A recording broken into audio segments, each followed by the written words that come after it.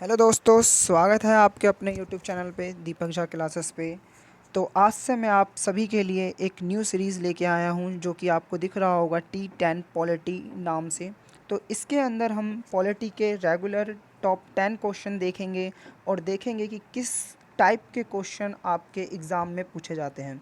तो इसके अंदर मैं आपको कुछ टाइम दूंगा, कुछ फ्यू सेकंड्स दूंगा जिसके अंदर आपको क्वेश्चन सॉल्व करना होगा और देन उसके बाद आपको अपने आंसर चेक करने होंगे कि आपके टॉप 10 जो कि T10 क्वेश्चन है उसमें आपके कितने क्वेश्चन सही हैं और कितने क्वेश्चन गलत हैं। देन उसके बाद आप उसकी रिवीजन ज़रूर करिए ताकि आपका जो वीक एरिया है आप उसको स्ट्रॉन्ग करके एग्ज़ाम में जाएं और आपके स्कोर और अच्छे आ सकें। सो चलिए स्टार्ट करते हैं हम और अपने पहले क्वेश्चन की ओर बढ़ते हैं।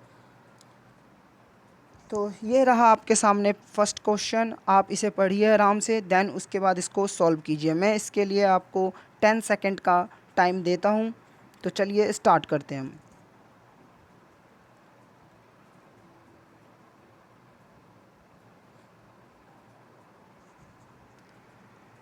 आशा करता हूँ कि आपने ये क्वेश्चन पढ़ लिया होगा। देन इसके बाद मैं आपको एक बार समझा देता हूँ। विच one of the following bills must be passed by each house of the Indian parliament separately by special majority. कौन सा ऐसा बिल है जिसको दोनों हाउस में पास होना कंपलसरी होता है और वो भी एक स्पेशल मेजोरिटी। आशा करता हूँ आपको स्पेशल मेजोरिटी के बारे में पता होगा। तो चलिए हम इसके आंसर की ओर बढ़ते हैं। तो देखिए इसका आंसर जो है वो है, इसका आंसर कॉन्स्टिट्यूशनल अमेंडमेंट। आपको इसके रिलेटेड आर्टिकल बताना है आपको कमेंट सेक्शन में कि कौन सा आर्टिकल है होता है कॉन्स्टिट्यूशनल अमेंडमेंट करने के लिए। देन इसके बाद हम अपने सेकंड क्वेश्चन की ओर बढ़ते हैं और सेकंड क्वेश्चन आपके सामने ये रहा। तो देखिए सेकंड क्वेश्चन ये कहता है the resolution for removing the vice president of India can be moved in the first option joint sitting of parliament, second other house of parliament, third is Lok Sabha and fourth is Rajya Sabha. ये कह रहा है कि removal जो होते हैं vice president के उसके लिए कौन से प्रोसीजर अपनाया जाएगा। तो first option joint sitting, second other house of parliament, third is Lok Sabha and fourth is Rajya Sabha. आप अपने आंसर को टिक कर लीजिए और देन उसके बाद हम आगे बढ़ते हैं अपने आंसर की ओर। तो चलते हैं हम अपने आंसर की ओर और देखते हैं इससे रिलेटेड इसका आंसर क्या होगा। तो देखिए इसका आंसर जो है वो सिर्फ़ और सिर्फ राज्यसभा होगा। आप इस ऐसे क्वेश्चन में कभी भी कंफ्यूज ना होइएगा। आप जॉइंट सिटिंग मत डाल दीजिएगा या फिर लोकसभा मत डाल दीजिएगा, क्योंकि राज्यसभा, देखिए क्वेश्चन बोला गया है वाइस प्रेसिडेंट। आप सभी को पता होगा कि जो चेयरमैन होते हैं राज्यसभा के वो आपके वाइस प्रेसिडेंट होते हैं। तो वाइस प्रेसिडेंट को रिमूवल के लिए सिर्फ़ और सिर्फ जो प्रोसीजर होगा वो सिर्फ़ और सिर्फ राज्यसभा के अंदर होगा। आशा करता हूँ आपको ये क्वेश्चन समझ में आ गया होगा। देन इसके बाद हम बढ़ते हैं अपने नेक्स्ट क्वेश्चन की ओर और चलते हैं अपने थर्ड क्वेश्चन पे। तो चलिए थर्ड क्वेश्चन देखते हैं अब हम, जो कि एक फैक्चुअल बोल लीजिए या आप रट सकते हैं इसको। वैसे रटने की कोई ज़रूरत नहीं है इस क्वेश्चन को, ये वैसे भी अपकमिंग एग्ज़ाम्स में या फिर काफ़ी सारे एग्ज़ाम में पहले भी पूछे गए हैं। Who was the speaker of the first Lok Sabha. Lok Sabha के फर्स्ट स्पीकर कौन थे आपको बताना है और आपका समय शुरू होता है अब। आशा करता हूँ इस क्वेश्चन को आप ज़्यादा टाइम ना लगाएंगे। ठीक है, चलिए हम इसके आंसर की ओर बढ़ते हैं और इसका आंसर है आपका बी ऑप्शन, जीवी मावलंकर। याद कर लीजिएगा अगर आपको याद नहीं है, और याद है तो बहुत अच्छी बात है, आपके एग्ज़ाम में 2 मार्क्स कंफर्म हो जाएंगे। तो चलिए आगे बढ़ते हैं हम अपने फोर्थ क्वेश्चन की ओर और ये रहा आपके सामने फोर्थ क्वेश्चन। देखिए इसके अंदर क्या बोला गया है, which one of the following rights was described by doctor B R Ambedkar as the heart and soul of the constitution. किसे बोला गया है बी आर अम्बेडकर जी द्वारा heart and soul of the constitution. आपके सामने ऑप्शन है right to equality, right to property, then उसके बाद right to freedom of religion, then उसके बाद राइट टू कॉन्स्टिट्यूशनल रेमेडीज़। अब आपके सामने ऑप्शन दे रखा हुआ है और अब आपका समय शुरू होता है। साथ के साथ आप मुझे ये भी बता दीजिएगा कि राइट टू इक्वालिटी का आर्टिकल्स क्या है, प्रॉपर्टी का क्या है, right to freedom of religions का क्या है और राइट टू कॉन्स्टिट्यूशनल रेमेडीज़। तो चलिए आंसर हम देखते हैं और आंसर जो है आपके सामने वो है ऑप्शन डी, जो कि आपको बताना है कि राइट टू कॉन्स्टिट्यूशनल रेमेडीज़ कौन से आर्टिकल के अंतर्गत आता है। तो चलिए स्टार्ट करते हैं हम अपना फिफ्थ क्वेश्चन और देखते हैं। फिफ्थ क्वेश्चन आपके सामने ये रहा, विच one of the following schedules of the constitution of India contains provision regarding anti defection act, जो कि 2019 या 2020 का ईयर देखेंगे हम लोग तो ये काफ़ी ज़्यादा ही सुर्खियों में रहा है, जो कि करंट अफेयर्स के मीडियम से हम देखें तो। और आपके सामने ऑप्शन है, सेकंड शेड्यूल के अंदर है, फिफ्थ शेड्यूल, 10th शेड्यूल या 8th शेड्यूल। तो देखिए जो ये क्वेश्चन है ये आप समझ पा रहे होंगे कि किस बेस पे ये क्वेश्चन को तैयार किया जाता है, कैसे क्वेश्चन अपकमिंग एग्ज़ाम में पूछे जा सकते हैं। तो आप इसका आंसर बताइए और हमें बताएं कि क्या है इसका आंसर।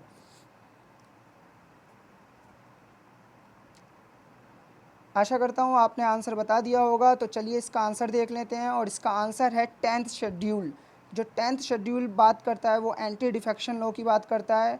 आप एक बार पढ़ लीजिएगा अगर आपको एंटी डिफेक्शन लॉ के बारे में नहीं पता है। वैसे मैं आपको बता दूं कि जब कोई पर्सन अपनी पार्टी को छोड़ के दूसरी पार्टी में चला जाता है, ठीक है, तो उसे एंटी डिफेक्शन बोला जाता है। कर्नाटका में हम लोगों ने देखा था ये 2019 में, दैन उसके बाद महाराष्ट्र में भी हुआ था, फिर इसके बाद मध्य प्रदेश में हुआ, राजस्थान में अभी वो बात चल रही थी, ठीक है। तो आप 10th शेड्यूल के बारे में एक बार पढ़ लीजिएगा। आपको ये भी बताना है कि ये कौन से अमेंडमेंट के अंदर इसको अमेंड किया गया, कौन सा कॉन्स्टिट्यूशनल आर्टिकल है इसके अंदर, ठीक है। तो चलिए 6th क्वेश्चन की ओर बढ़ते हैं हम लोग, और 6th क्वेश्चन आपके सामने ये रहा, the idea of welfare state in the constitution is inherent in its. अब आपको बताना है कि आइडिया ऑफ वेलफेयर स्टेट कौन से कॉन्स्टिट्यूशन में बोला गया है, प्रियम्बल में बोला गया है, डीपीएसपी में बोला गया है, 7th शेड्यूल के अंदर बोला गया है, या फिर फंडामेंटल राइट्स के अंदर बोला गया है। तो चलिए दिमाग लगाइए और बताइए। आशा करता हूँ आपने आंसर टिक कर लिया होगा। अब हम आंसर की ओर बढ़ते हैं, और आपका आंसर है DPSP, directive principle of state policy. कृपया करके आप सभी इसके पॉइंट्स जो हैं वो ज़रूर लर्न कर लीजिएगा। डीपीएसपी से क्वेश्चन पूछा जाता है, और आपको ये भी मुझे कमेंट सेक्शन में बताना होगा कि डीपीएसपी का आर्टिकल कौन सा है।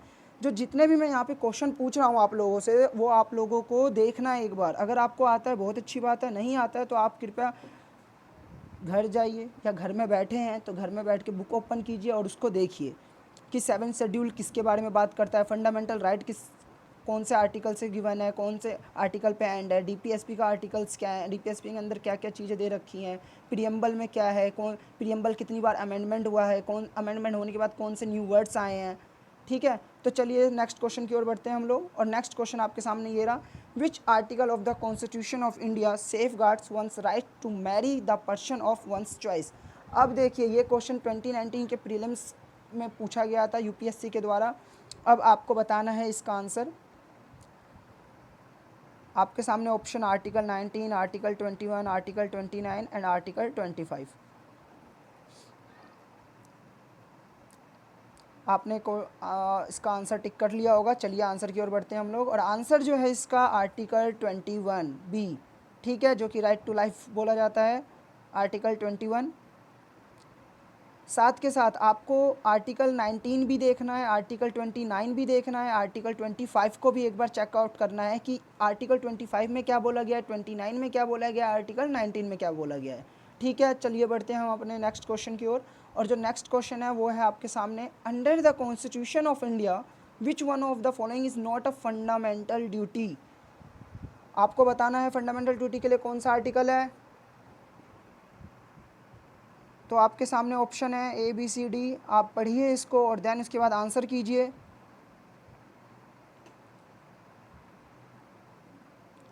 आशा करता हूँ आपने आंसर कर दिया होगा। तो चलिए आंसर की ओर बढ़ते हैं हम लोग, और आंसर देखते हैं, और आंसर है आपके सामने B option, to vote in public election. जो ये है ये आपका फंडामेंटल ड्यूटी के अंदर मेंशन नहीं है, ठीक है। ध्यान से क्वेश्चन को पढ़िएगा ज़रूर, क्योंकि इसमें क्या बोला गया है, following is not a fundamental under the constitution of India which one of the following is not, note को देखिए, नॉट अ फंडामेंटल ड्यूटी, ठीक है। चलिए बढ़ते हैं हम अगले क्वेश्चन की ओर, और अगला क्वेश्चन आपके सामने, in the constitution of India promotion of international peace and security. अब आपको ये देखना है कि इंटरनेशनल पीस एंड सिक्योरिटी की बात किसके अंदर की जाती है, preamble of the constitution, DPSP, 9th schedule and fundamental duties. ऐसे ही क्वेश्चन आपके एग्ज़ाम में पूछे जाते हैं। तो चलिए, आपने आंसर टिक कर लिया होगा। आंसर की ओर बढ़ते हैं हम लोग, और आंसर है आपके सामने डीपीएसपी। देख लीजिए, इस बार इस वीडियो के अंदर अगर हम देखें तो डीपीएसपी को हमने 2-3 क्वेश्चन देखे, हमने 2-3 क्वेश्चन डीपीएसपी के, तो कृपया करके आप ज़रूर जाएं और पढ़ें। प्रियम्बल के बारे में भी पहले था, 9th schedule, 10th schedule and fundamental duties, fundamental rights, ठीक है। तो आप इन सभी को पढ़ें, और हम बढ़ते हैं अगले क्वेश्चन की ओर। The salaries and allowances of the जज of the high court are charge to. अब आपको बताना है कि जो सैलरी और अलाउंसेस जो होती हैं जज हाई कोर्ट की, उनको कौन से फंड से दिया जाता है। क्या वो ऑप्शन 1 होगा, बी होगा, सी होगा, या फिर डी होगा। ठीक है, ध्यान से पढ़िए, क्वेश्चन को एक बार और पढ़िए और फिर इसका आंसर कीजिए। यहाँ पे हाई कोर्ट के जज की बात की जा रही है, ठीक है।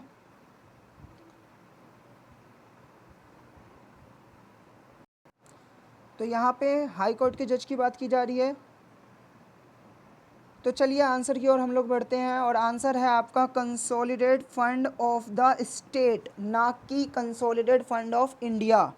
फंड ऑफ इंडिया नहीं है, ठीक है। अगर पेंशन की बात की जाएगी हाई कोर्ट के जज की, तो वो कंसोलिडेट फंड ऑफ इंडिया के द्वारा दी पे ऑफ होगी। बट जब सैलरी और अलाउंसेस की बात की जाएगी तो वो आपकी होगी consolidate fund of the state, ठीक है। आपको वीडियो कैसा लगा आप कृपया करके ज़रूर बताएं हम लोगों को। Thank you. लाइक करना ना भूलें, कमेंट करना ना भूलें, जो भी मैंने आपसे पूछे हैं उसको कमेंट सेक्शन में लिखें, अपने दोस्तों के साथ शेयर करें। अगर अच्छा लगे, हमारे साथ जुड़ना चाहते हैं आप, तो इसे सब्सक्राइब भी कर लें, ठीक है। और अगर आप मुझे इंस्टाग्राम पे फॉलो करना चाहते हैं तो इंस्टा की मेरी आईडी ये रही आपके सामने, मैं आपको, ये है मेरी इंस्टा की आईडी। तो ठीक है, आपके लिए मैं रेगुलर T10 पॉलिटी के क्वेश्चन लेके आऊँगा, और साथ के साथ और अदर सब्जेक्ट पे भी मैं काम करूँगा, और मैं आपके लिए क्वेश्चन लेके आऊँगा। Thank you so much.